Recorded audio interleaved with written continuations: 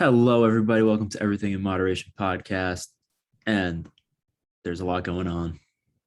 And it happens to be in Afghanistan, which is about to have the craziest mask mandates in the world. The craziest.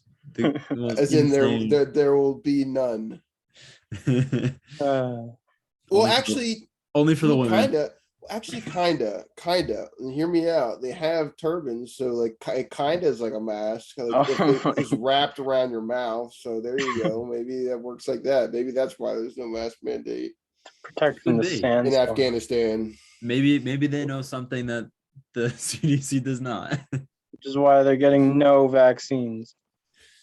Before we talk about this, I just want to say one thing. I remember at the beginning of the pandemic, there was a story that Iranians were licking like statues and figures because they were like making fun of like the coronavirus when it first came out. Like, why would you do that? Why would you in general, why would you lick a statue? I mean, they're gonna prove a point. Doesn't make too much sense, but I feel like in normal times it would still kind of not be smart ever, but you do what you gotta do. Either way. So the situation is Afghanistan has basically been steamrolled by the Taliban in the past week or so. They pretty much walked right in there and took everything without much fight. And now there are lots of fingers being pointed in American media. My dad just had Fox on before this, and it was interesting to see how everyone was criticizing each other and seeing like the neoliberal positions on everything, and also seeing some weird mental gymnastics in some cases, but more on that later. But yeah, how do you guys feel so far about this? We've had like a day or two to digest this all happening. So well, I'd say it's inevitable. This has been my whole lifetime, this issue, just in terms of US engagement, right? And you're dealing with an unstable or almost illegitimate government versus the Taliban, which has hold there. And I guess the question is, at what pace was this going to occur? And we see rapidly as the United States troops are being pulled out, like the Trump administration and the Biden administration promoted, you see a rapid increase in what has just been the takeover by the Taliban. I believe it's sooner than we expected, but I had a feeling it was coming anyway. yeah, definitely. I think when you look at like the effects of what happened and everything, right? You have to look at it from an Afghanistan person's point of view, right? So like let's just look at history of Afghanistan. Like say you're 40 years old in Afghanistan right now. Okay, that's unlikely just in general, just because you most likely die in a war stricken state like that. I would love to see the medium like age range of that region, but like the Taliban came in to power mostly because of the Soviet occupation of that region. So they were the first people to roll through after the Soviets left and said, guess what? We have control now. No more fighting. And then the United States came in and started fighting Al Qaeda because the Taliban sheltered Al Qaeda. They were also fighting them at the same time. So then the Afghanistan people were like, okay, now more fighting. Okay. They're like, oh, I'm tired of this. 20 more years of fighting later, they get out of it. And now there's a whole divide. And the reason why that happened was because there was a republic, not an actual, a little corrupt republic, a little corrupt, very.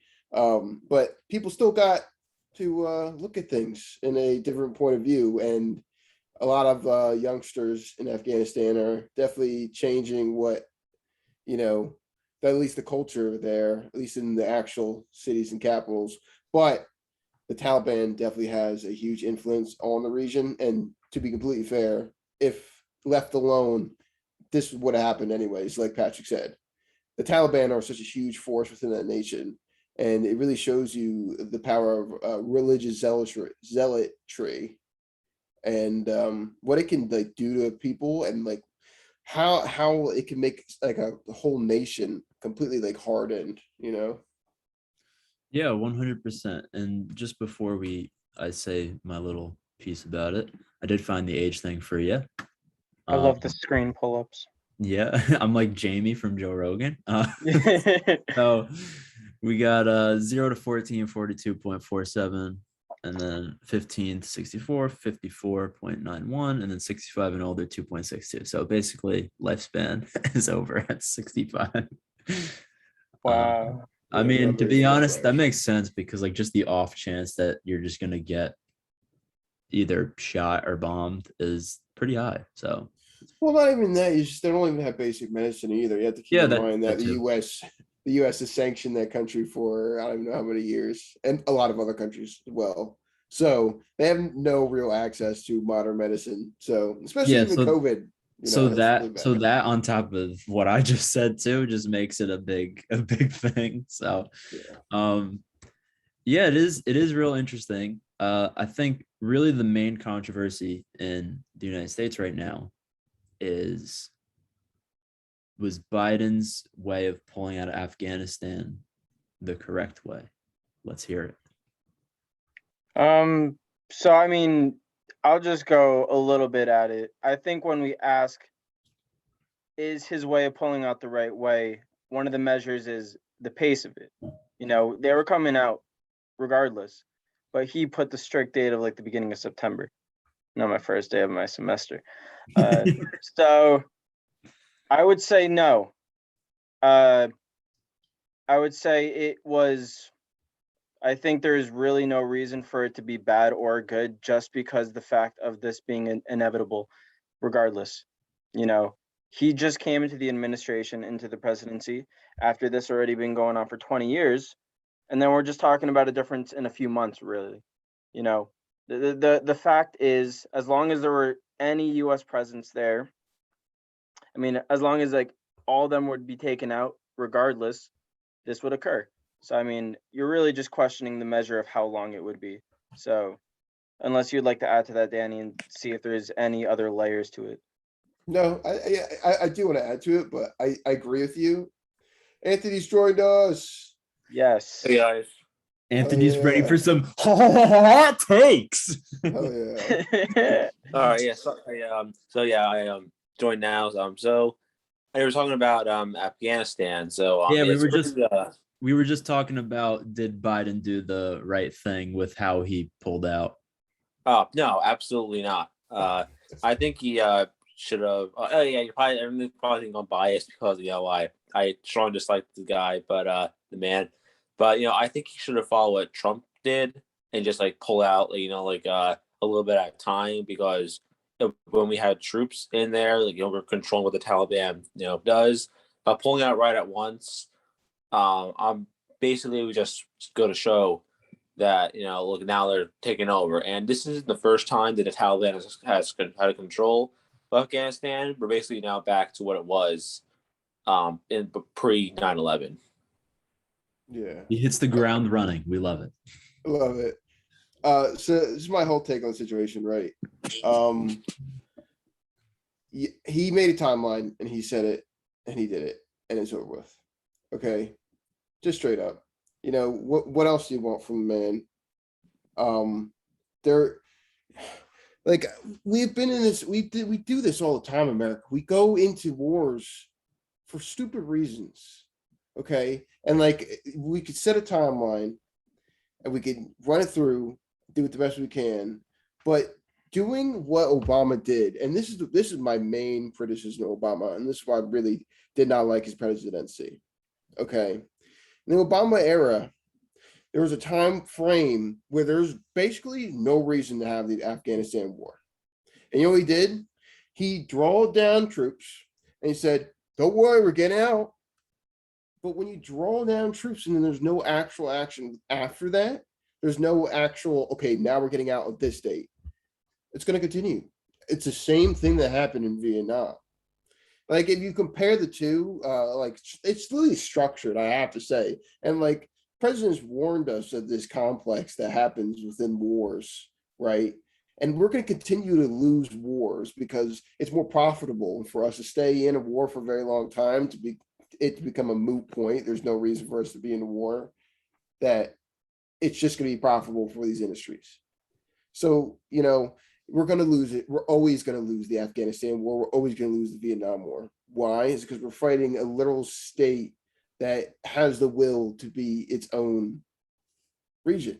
I mean, the Taliban is, I'm sorry to say it, the majority of the people of Afghanistan. The majority of the people believe in the Taliban. If it wasn't that, we would have crushed them and then people would take over. But they didn't, because it was a fake government that we installed. So it's just, Remember, it's one of those things. Danny, there was a reason why we entered Afghanistan anyway. That was because of 9/11, and we wanted Al Qaeda. It was because of Al Qaeda. Yes, I said because of 9/11, because Al Qaeda attacked us on 9/11. Is Al Qaeda the Taliban? Yes, exactly, and we wanted to get the mastermind behind 9/11, which was Osama bin Laden, and in 2011 we killed him. And I think after we killed bin Laden, that really should have been it. Fine, we went in for a reason. I support the war in Afghanistan, but after a certain amount of time, there really was no point in being there anymore. Definitely. I mean, and like I said, like I said on podcasts so many times, the United States shouldn't be the police of the world. And if the people of Afghanistan want the Taliban as a government, then so be it. But if they don't, then again, then they have to probably try to overthrow the Taliban. But again, like the Taliban's a very strong group of people, and they threaten people. They, obviously, see look what they did with women and children. They beheaded people. They're very ruthless. And they're a very dangerous group of people. And now that they have control of Afghanistan again, they spread like a cancer. Now, who knows? They just spread to other countries, and they could probably be in the United States again. Just be prepared. I'm not saying that as like a threat, but just be be on the lookout. So two things from me. Really, the only people that seem to have opposed Taliban rule were people that lived in major cities, and that kind of makes sense based on politics here. Cities tend to be more progressive, and in Kabul, women were allowed to go to the university, they were allowed to work. Still many of which did not do it anyway, but it at least gave them the opportunity to do so. And that's why you see these people running out of Kabul, hanging onto airplanes, because they've got a taste of what that opportunity can be. And then now it's being taken away from them again. I saw there was this one thing where in preparation for the Taliban seizing Kabul, people were painting over advertisements with women without the hijab on. So it's a wild thing. And then the second thing I was going to say is I did hear the spreading the cancer comment. And it kind of just makes me think of trying to defeat communism in that way. It's so hard to fight an idea. You can't. So it's, Danny, you mentioned in the chat earlier, I'll just bring this up, I think it was you, but you said that maybe there could be coalition between Islamic states in that region. It was Afghanistan, Pakistan, Iran.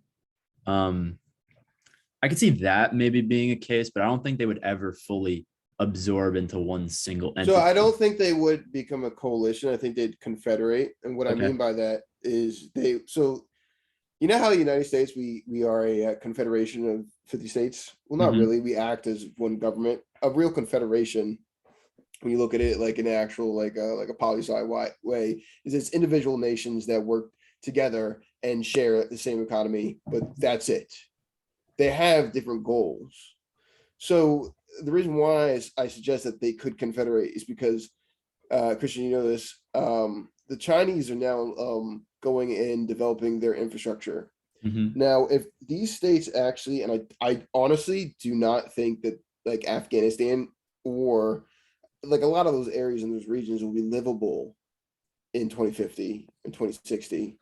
So I just don't think this is going to happen. But so say in a world that this could happen, infrastructure could be built, and then they can live there, and then they actually turn into a kind of like in between a first world nation and like a third, like, you know, almost like any kind of like Latin American country, and confederate, and then you might see some like conflict with us in the United States between them.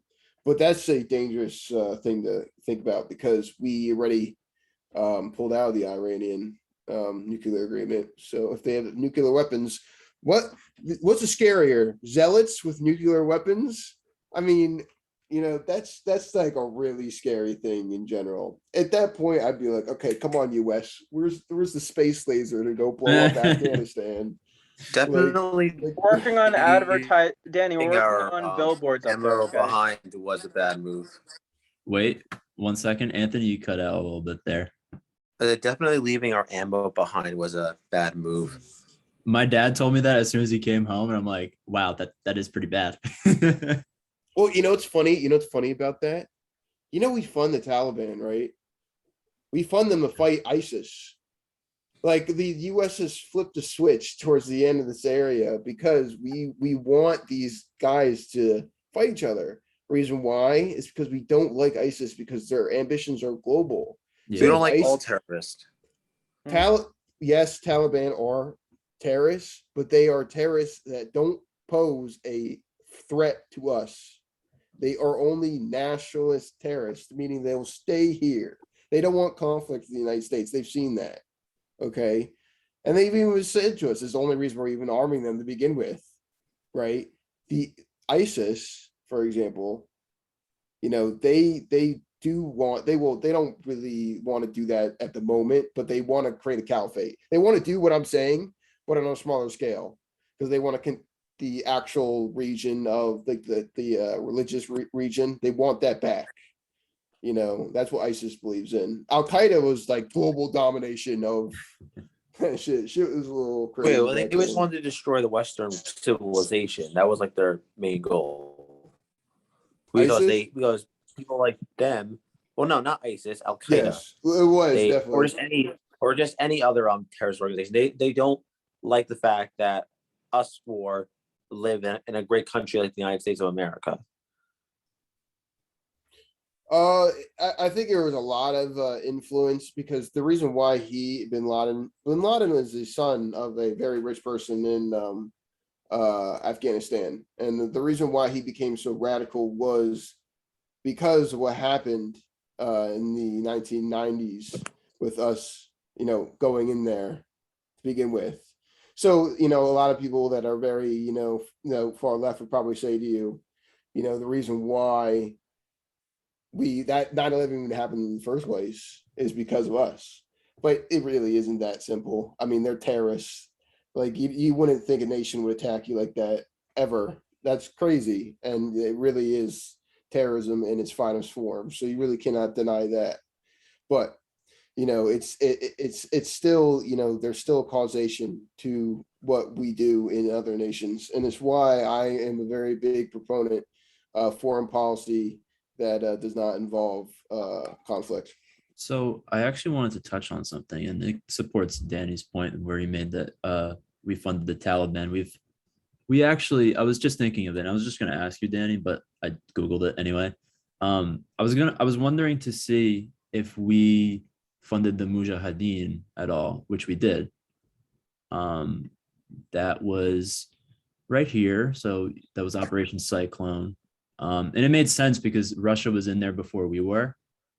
So based on the whole Cold War aspect, it probably would have made sense that we would be funding the people that were fighting against Russia.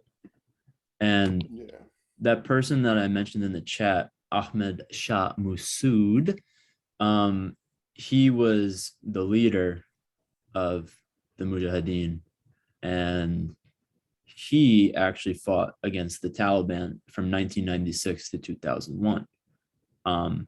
But then he was assassinated by Al Qaeda 2 days before 9/11.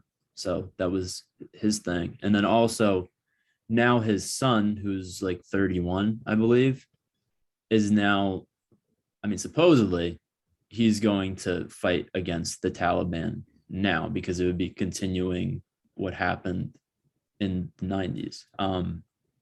So I honestly think that if any sort of struggle to the Taliban will, like, any challenge to Taliban power would probably mostly be from other guerrilla groups in Afghanistan, not the actual Afghanistan military. What do we think about that? Well, I would say that one thing that governments overlook and that just us people overlook is the ground level, the civilians, what their thoughts are. I know Danny mentioned that a lot of those people are Taliban members, but we talked only briefly about the youth. I'm just curious to see how that develops, because in Iraq, what you see is youth who's very upset with their government and may retaliate. In Afghanistan, you see a government that's just been overthrown with the youth who just saw a taste of democracy or some thought of it, very loosely. So I know you're asking the question on guerrilla groups, right? Mm-hmm. So I don't want to get too far off of that. I just think I want to just add that in there just in case, and to see who they would side with, as they get older, if they get older, if they don't die from a sandstorm. So One thing you have to realize is the Taliban and Al Qaeda and ISIS all are religious zealot groups. That means they are fundamentalists that take it to a whole nother level, and they believe so much in their religion that they're willing to give their life for it. AKA the reason why they continue to beat the United States and was still able to stick in the region. Al Qaeda, not so much, but Taliban was a huge force in that region. That's why they took it back like that. Okay. So they will kill. They've already killed so many journalists. Like, I think it's like 70 or so Afghanistan journalists, and they will kill anybody that does not believe in their system. It will happen, but it will happen through the law. And it's funny because they didn't even change out the Afghanistani police force, and you know why that is? It's because they're both corrupt. They were both pretty much corrupt and would just kill people on the spot. I mean, it's going to definitely be a lot worse now. The Taliban takes over just because a lot more rules when it comes to that kind of system, and it's gonna be hard for a lot of people there to actually, especially in Kabul and the city regions, to actually be able to deal with that. So it's pretty much just going to be as equal as it was from the 90s to 9/11. But as I want to add before, as you can see, maybe you probably saw at the airplane when everyone was on there. People are upset about, obviously a good chunk of people in Afghanistan are upset with Taliban taking over. I kind of want to backtrack because, like, when I said, oh yeah, if the Taliban, they're fine with that government, so be it. Because a lot of people are, don't like that. And that's why I want to disagree with what Danny said about, oh yeah, that they want Taliban as a government. So I say to Danny that you don't know what you're talking about. And so, they're fine with the Islamic Republic of Afghanistan. They don't want terrorists in power. Well, actually, now it's the Islamic Emirate of Afghanistan. The Islamic Emirate of Afghanistan from 96 to 2001, and now it's back 20 years later. Dude, my rebuttal of this is, can I just say one thing? Is that the reason why the majority of people in Afghanistan believe in the Taliban is because they have fought back 2 empires from coming in their regions. 3, actually. If you were, oh yeah, you're right. Wait, what was the third? It was the Anglo-Afghan War. There's a lot of, and there's also a lot of like deep history in that region too that I'm like not touching upon. But this was modern history. It's a muddied place. It's a muddied. Yeah, yeah, we could talk about that for a while. But like, these people are sick and tired of war, and they will take anything at this point to stop having conflict. But they don't realize that what they're accepting right now is they're still going to have war. That's what religious zealots do. It's not a good situation in any way you play the cards. Okay. That's why that America just needs to leave. But once you leave, get out of there. Nothing's on our conscience. The entire state can go do whatever. And if they confederate, just goddamn drop a laser missile on them. Because by that point, we'll probably have that technology. So just not worried about the region. Let them do the thing. Yes. Kind of like, So the when question they is, the question is, okay. who in the region is the next, the next leader? Who's going to take the leadership role? I feel like it's a vacuum of power in the Middle East. Probably by the vice president of the Taliban.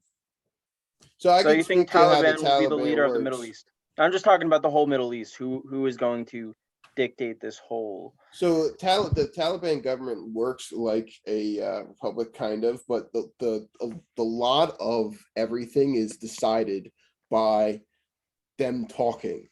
So, for example, if someone's getting tried, they'll literally have the person come in and they'll sit them down and they're all on mats and they will all have a discussion about it. And it's just those people in those room. So it's a decided court and it's whatever the hell they decide. And usually it can be ranging from not too bad of a punishment to a repeat offender getting literally killed. So it's definitely very different from the United States. And I wouldn't even really say it's too much of a republic just because the Taliban likes to keep its it's almost like how China says it's a republic, but there's only one party. Mhm. It's that kind They're of not a real situation. republic. Right. Doesn't have a difference of opinion in the actual party. So it's definitely that kind of situation within there, but it's also controlled by, again, religious zealots. The reason why I keep on like pushing that hammer is that people like that are absolutely nuts. Sounds like I'm sorry, like, Hammurabi's code. but like if you believe in guys to the point that you are willing to kill people for him, like, sorry, bro, it's 21st century. Like, I like religion too. I love God and I believe in Jesus, but I'm not gonna go and kill somebody for him. Sorry, I don't think he tells me to do that either. Maybe It sounds all like Hammurabi's sometimes. code.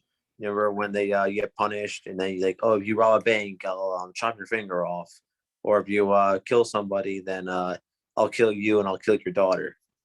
Surprisingly, though, the Bible is actually a lot more violent. Yeah, I was going to say than binding of who's this? Binding of Well, Biden was against killing Bin Laden. binding of it starts with a Z from the Bible. When he goes, God tells him to go kills his kid, and then he just says, "Oh wait, never mind, forget what I said." That's the Bible story I'm talking about. That was Isaac. Yes, binding of Isaac. Yeah. So like that kind of story. I just think it's a shame, though. I mean, you have such a misperception of the Middle East due to these religious zealots, due to the fear that they instill in people worldwide, and especially in the region. So not a normal person in the U.S. not understanding the culture, understanding the religion, because it's really not prominent in the United States. They get those aggressive issues and actors confused with just a normal day citizen who wants to, live their life, their family. I mean, and you could look at that in every religion. I mean, in Uganda, they kill someone just if they're gay, and that's with Christianity. So, it's pretty crazy to like just know that the Middle East like has made a lot of contributions to the world.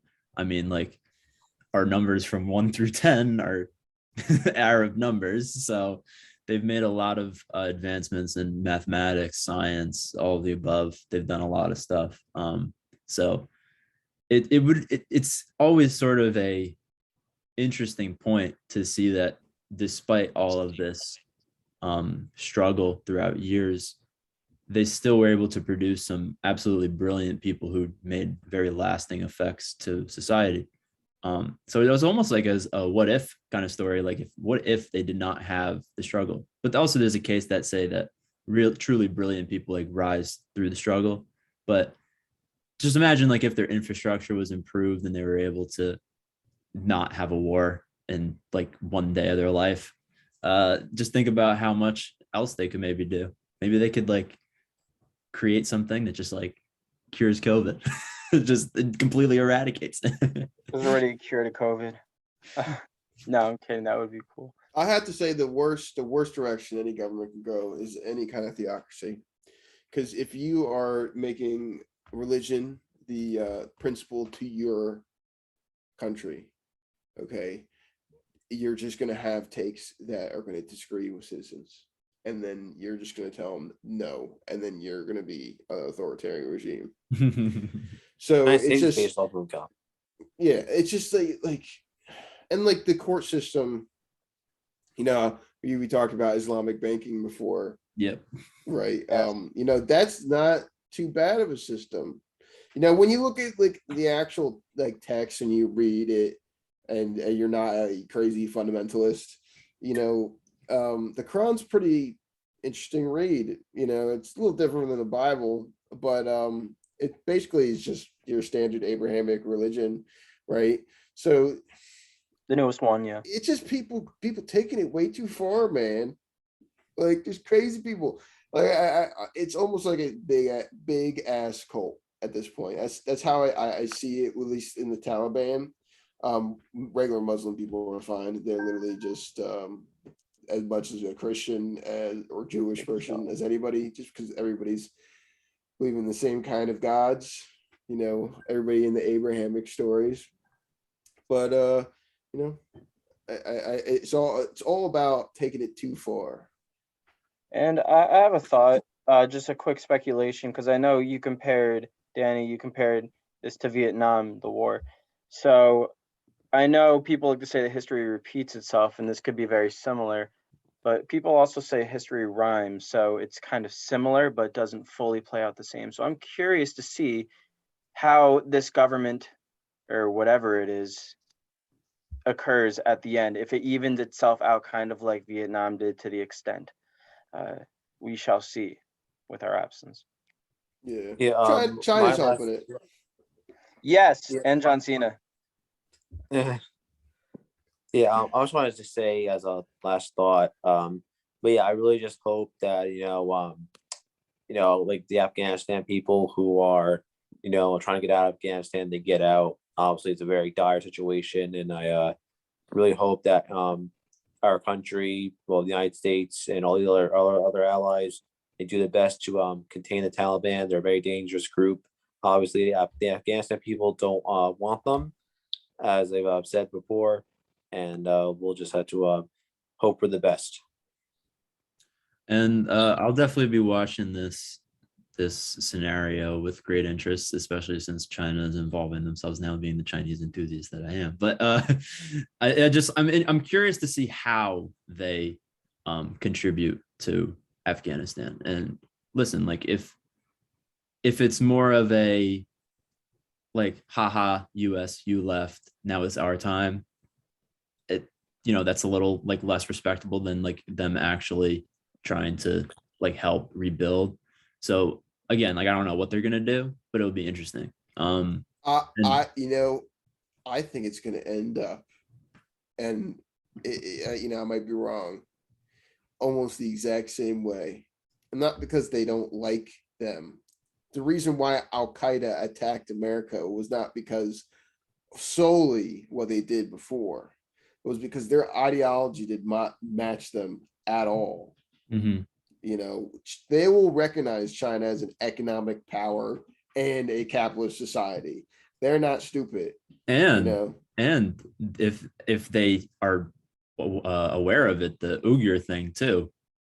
So yeah, so that might not go over well. Watch one of them going in and be like, "Oh shit!" Yeah, they're gonna get the China installs internet in Afghanistan, like widespread internet, and then they find out the Uyghurs, and then they're like, "What the fuck?" That's why I got stock in Baidu, so the Afghans don't find out.